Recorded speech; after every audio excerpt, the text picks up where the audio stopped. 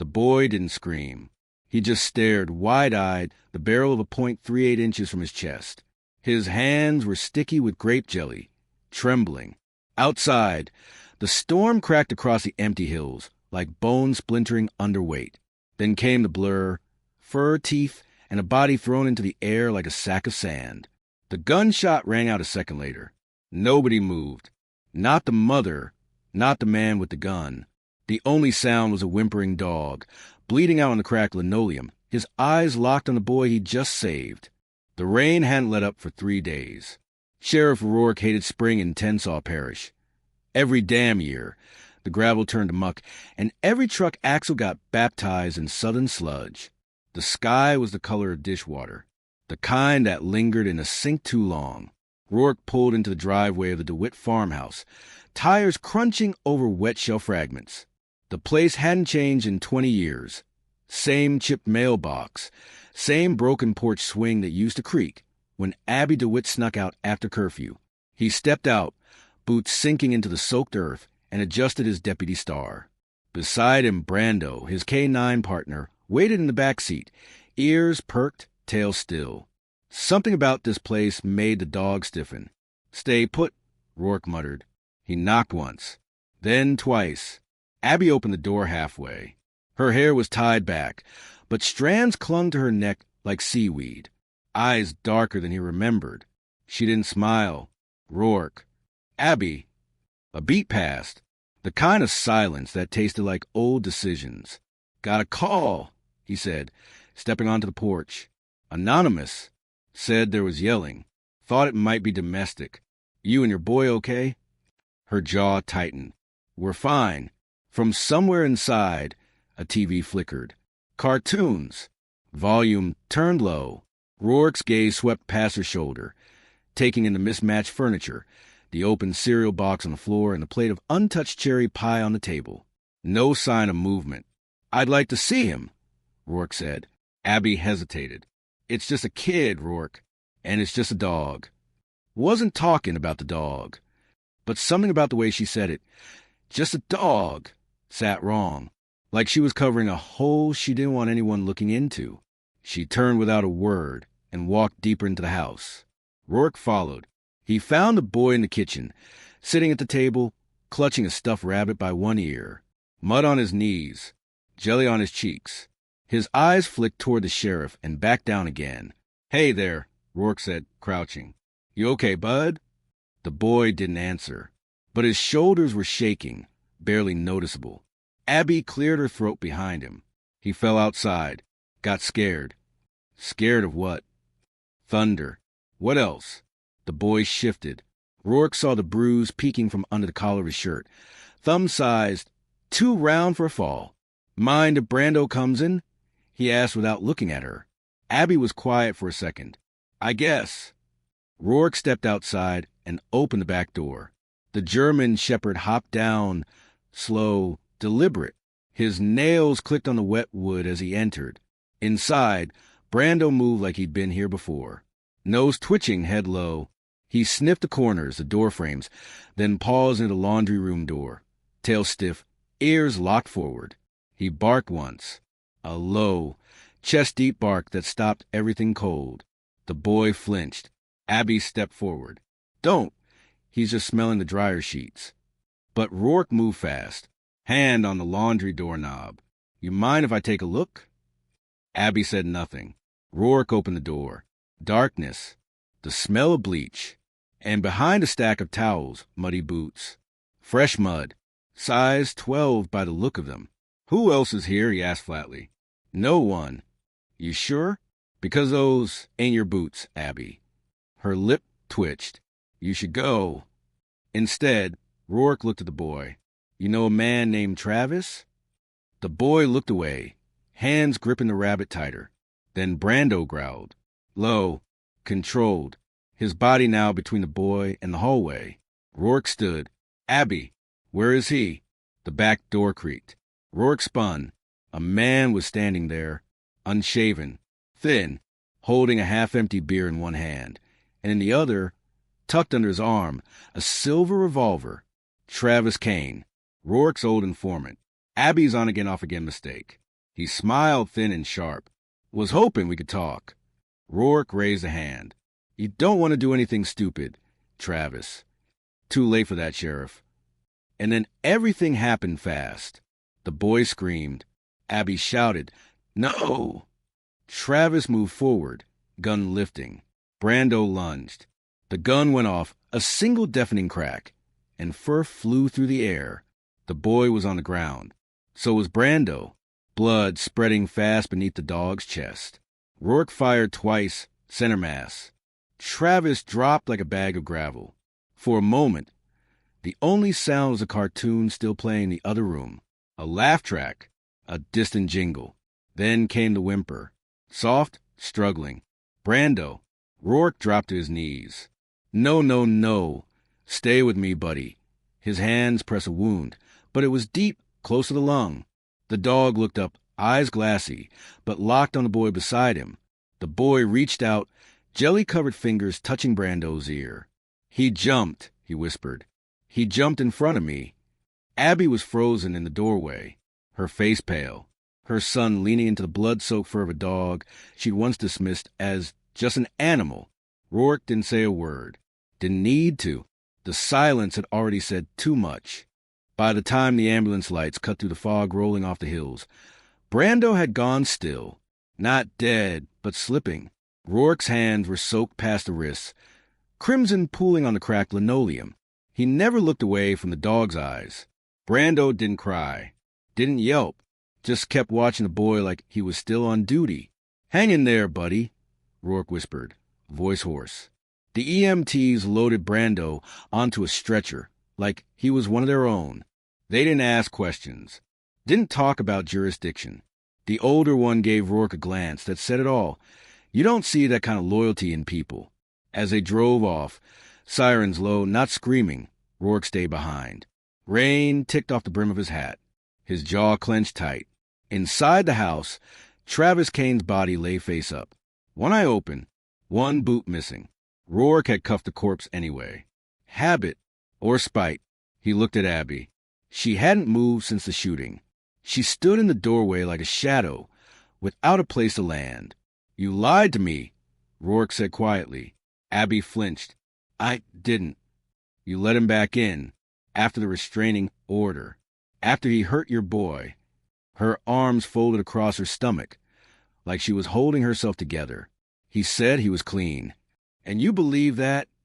"No, I just didn't want to be alone." The boy sat on the steps, his back against the rail, rabbit still in hand. He was watching both of them, expression unreadable. Rourke turned toward him. "You okay, kiddo?" The boy nodded once, slow. "What's your name?" "Eli." "That short for something?" He hesitated. "Elijah." Rourke knelt beside him. "You're brave, Elijah. You stayed calm. That helped Brando do his job." Elijah didn't respond. Just reached out, touched the blood still drying on his sleeve. "Was he yours?" the boy asked softly. Rourke looked out into the night. "No, I was his." The next morning came flat and gray. News spread fast in towns like this, especially when shots were fired, and especially when a dog was the one who bled. By 7 a.m., someone had tied flowers to the radio antenna of Rourke's patrol truck.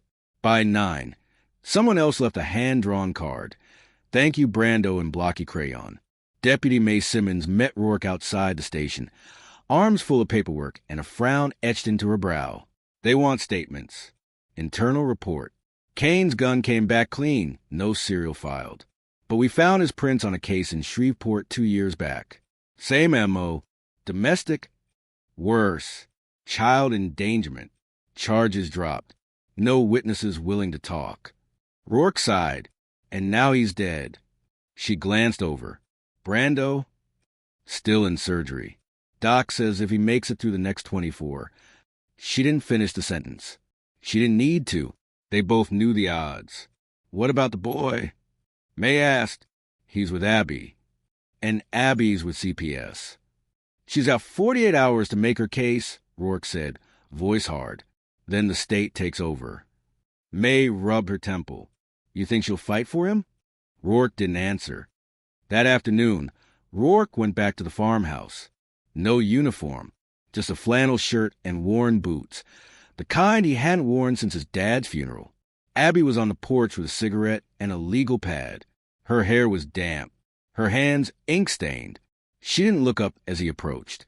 "I know what you're thinking," she said, eyes locked on the page. "I deserve to lose him." Rourke leaned on the rail. "You made mistakes, but that boy loves you." "I don't know how to love back," she murmured. "Not like he needs, not in the way that lasts." He stayed quiet, let the wind fill the space between them. "You remember my mom?" she asked suddenly. "Yeah, tough lady. Played piano at the church. She used to tell me if a man raised his hand once, he'd raise it again. She warned me, and you didn't listen." "I did," Abby said, her voice cracking. "But then I got tired. You ever get so tired? Rourke, you just let the bat in." He didn't answer, just looked out at the hills. Rain had started again, gentle like whispers on a roof. "Elijah deserves better," she said. "He deserves you, but only if you show up this time." She finally looked at him, eyes rimmed red. "You know what that dog did?" she whispered. He didn't bark. He didn't wait. He just moved, like he knew the boy was worth dying for. Rourke nodded. He knew. Abby wiped her face with the sleeve of her sweater. "I want to be like that. I want to protect him even when it hurts." "Then start now." That night, Elijah woke from a nightmare, screaming. Rourke was sleeping in a borrowed recliner in Abby's living room. He shot upright, hand reaching instinctively for a gun that wasn't there. Abby beat him to the stairs. She scooped Elijah into her arms, murmuring low, steady words Rourke couldn't make out. He didn't go up. He stayed by the window, watching the rain trail down the glass like veins. After a while, Elijah came downstairs. Barefoot, quiet, he walked over to Rourke, holding something out in both hands. It was Brando's collar. Still stained, still heavy. "Will he come back?" Elijah asked. Rourke crouched, met him eye to eye. "I don't know, kid, but he's trying. He's a fighter." Elijah nodded solemnly. "He didn't run." "No," Rourke said, feeling something tighten in his throat. "He ran toward you." The next morning, Rourke drove to the animal hospital alone. Brando was alive. Barely. The vet said he'd lost more blood than most dogs survive. His left lung had collapsed. 2 ribs shattered. But when Rourke walked into the recovery room, Brando's tail thumped once. Just once. But it was enough. "You stubborn old bastard," Rourke whispered, kneeling beside the table. Brando turned his head slowly. His eyes found Rourke's, and in that look was every patrol, every midnight call, every car ride through dark back roads and cornfields and bar fights gone wrong. Loyalty, pain, memory, all of it wrapped up in that look. Rourke laid his hand gently on the dog's head. "You did good. Real good." The tail thumped again. Just once. At CPS headquarters, Abby sat through her 3rd interview in 24 hours. Social workers scribbled notes, asked questions with soft voices and steel eyes. She didn't lie. Not once. She told them about the bruises, about the fear, about the night Travis broke in and whispered things to Elijah's bedroom door. "I was a coward," she told him, "but I'm not anymore." Afterward, she walked outside into the parking lot, where Rourke waited leaning against his truck.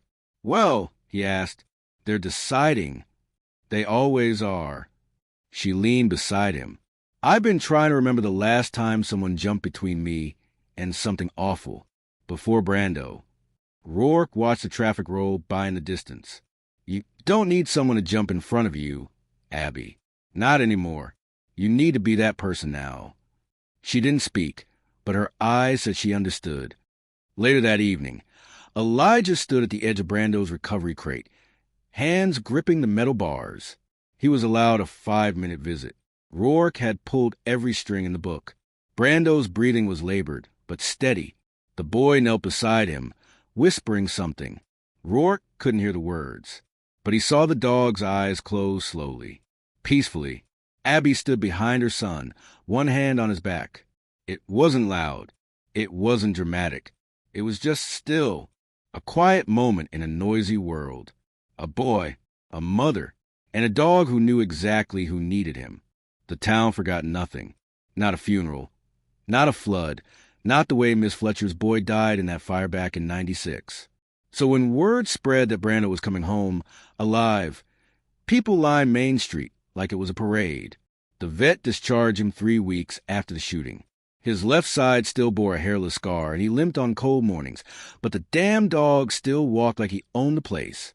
His gait slower now, more deliberate, as if he'd learned time was not a luxury to waste. Rourke drove him home with the passenger seat laid flat and a flannel blanket tucked around the dog's body. Elijah had drawn a sign for the windshield.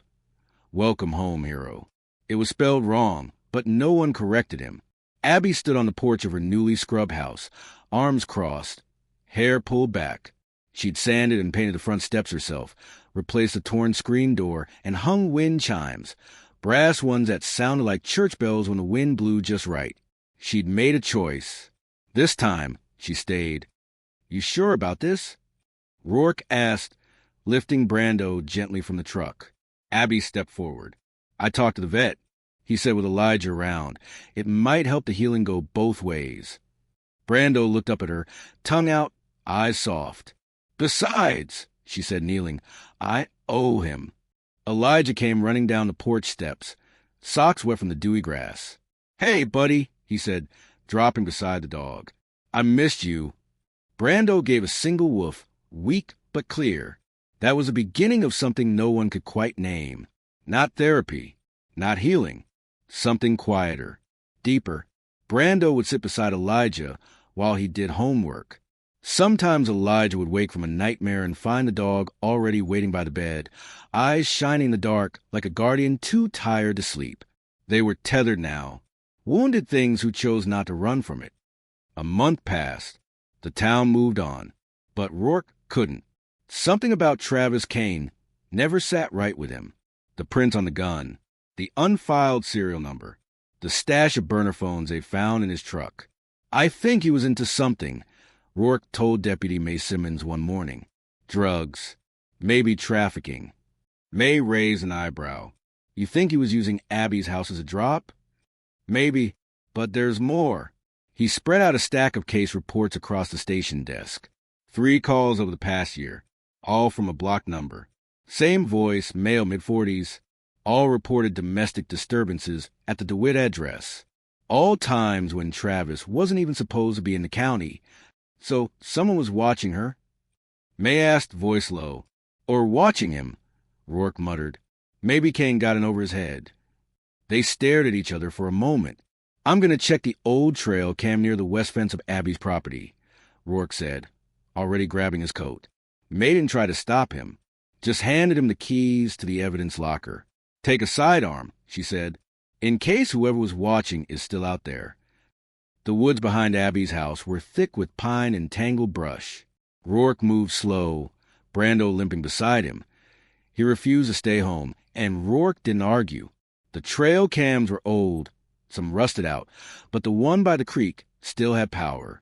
Rourke popped a memory card and slipped it into his tablet. He scrolled. Fox, deer, a raccoon that kept triggering the sensor with its fat tail. Then something else. A man, 3 weeks before the shooting. Tall, hood up, carrying something under one arm. He paused by the edge of the creek, then crouched and began to dig.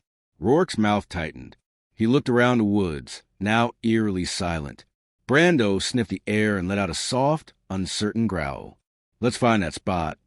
They walked 20 yards east, following the shape of the creek and the tree line. Then Brando stopped. He began to dig. Not fast, not frantic, just steady, deliberate. The earth was soft. Rourke dropped to his knees and cleared away pine needles. 6 inches down, his hand hit something. Plastic. He pulled it free. A black duffel bag.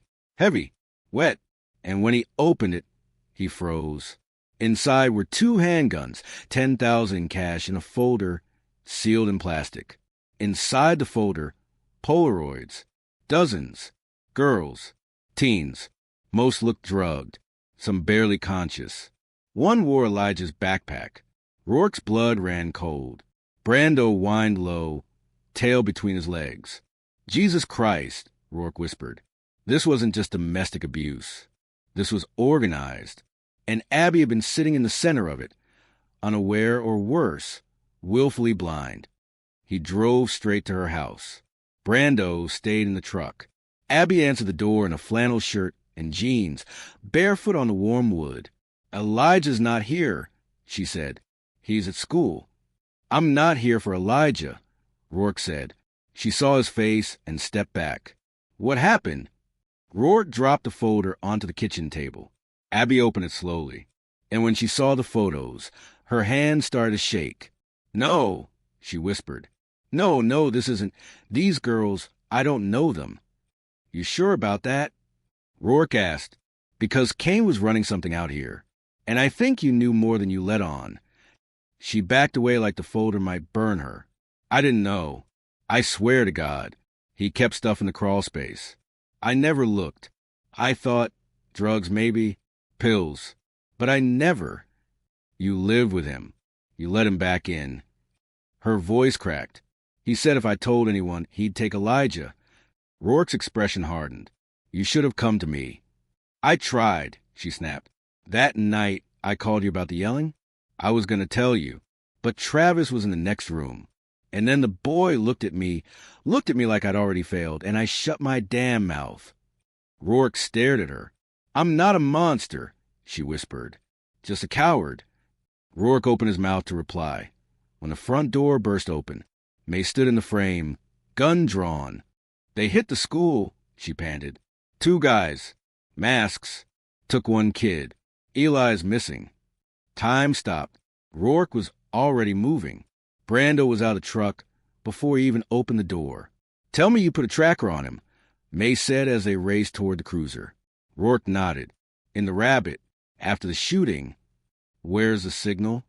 He checked his phone. Moving. Fast. Heading north. Brando barked once. Loud. Urgent. Get in, Rourke said.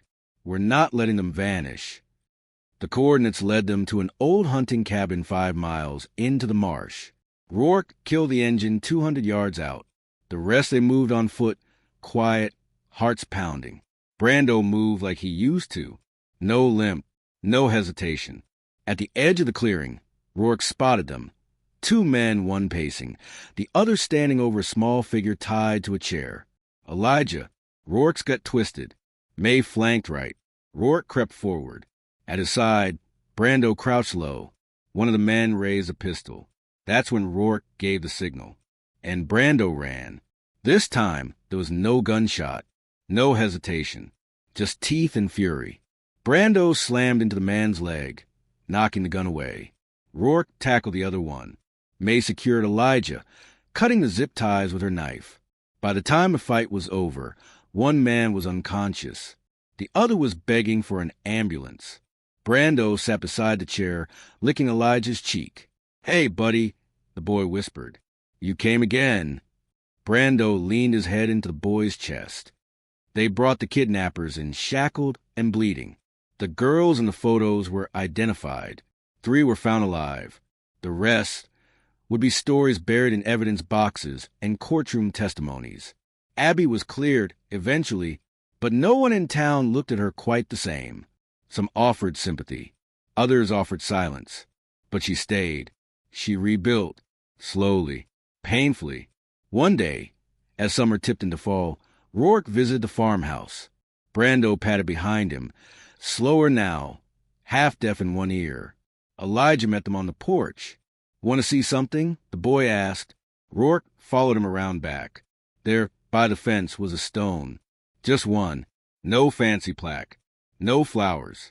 It read, he was never just a dog. Beneath it was buried Brando's badge, the one they retired when he left the force. He's still alive, Elijah said, scratching the old shepherd behind the ears. But I want to make sure when he's gone, people remember. Rourke put a hand on the boy's shoulder. They will.